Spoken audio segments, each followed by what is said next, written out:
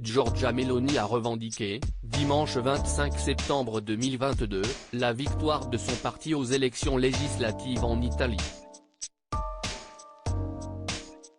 Elle s'apprête donc à devenir la nouvelle chef du gouvernement. La cofondatrice du parti d'extrême droite Frères d'Italie, sera la première femme à diriger l'Italie.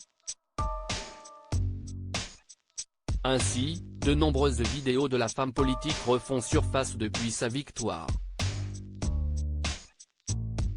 dont l'une partagée sur son compte Twitter de la journaliste Marie de la Chaume.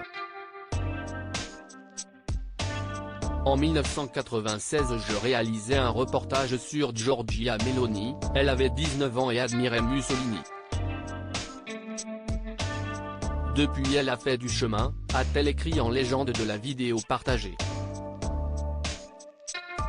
À cette époque, Giorgia Meloni avait donc 19 ans et était militante depuis 2 ans.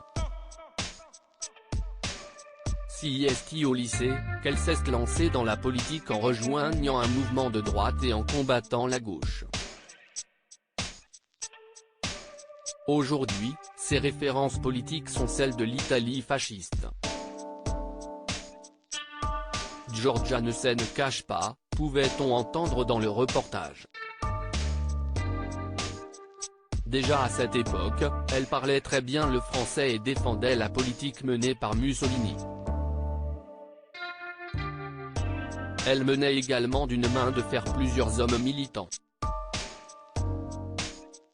Elle a été élevée par sa mère qui était elle-même déjà militant au sein du parti fasciste puis aux côtés de l'Alliance nationale.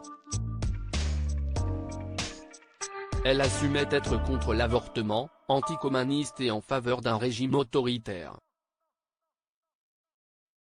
Giorgia Meloni était brune lorsqu'elle était plus jeune. Si la vision politique de Giorgia Meloni n'a pas changé au fil des années, en revanche, sur la vidéo elle est tout simplement méconnaissable. Blonde aujourd'hui, à l'époque elle était brune avec un carré. Aujourd'hui, elle va être à la tête d'un gouvernement où devraient cohabiter les membres de Fratelli d'Italia, la Ligue et Forza Italia. Concernant la politique étrangère, la coalition de droite aura pour ambition de respecter les engagements pris dans le cadre de l'Alliance Atlantique tout en réaffirmant son soutien à l'Ukraine face à l'invasion russe.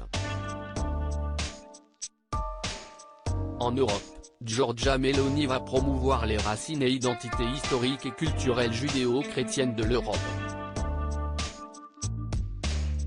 Giorgia Meloni défend les frontières européennes. Quelques jours avant les élections, Giorgia Meloni avait ouvertement critiqué les dirigeants européens. En Europe, ils sont tous inquiets de voir Meloni au gouvernement, mais ils disent ce qui va se passer. Je vous le dis, ce qui va se passer, la fête est finie, l'Italie va commencer à défendre ses intérêts nationaux comme le font les autres, et après, on cherche des solutions communes.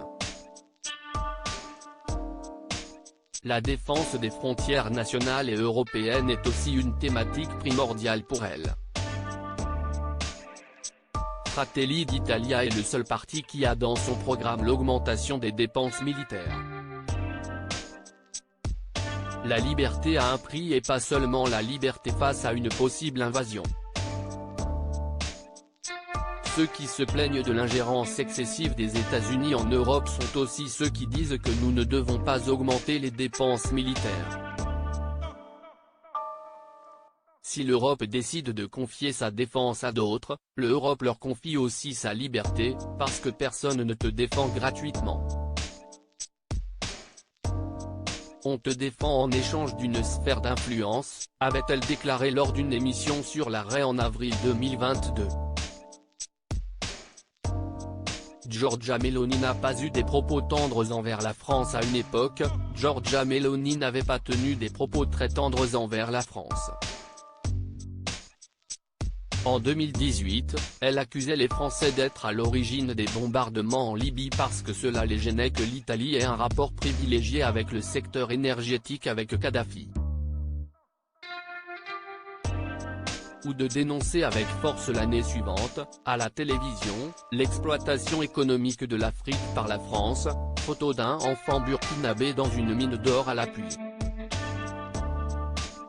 Aujourd'hui, les tensions semblent être apaisées. À propos de l'auteur Marine T. Ces derniers articles.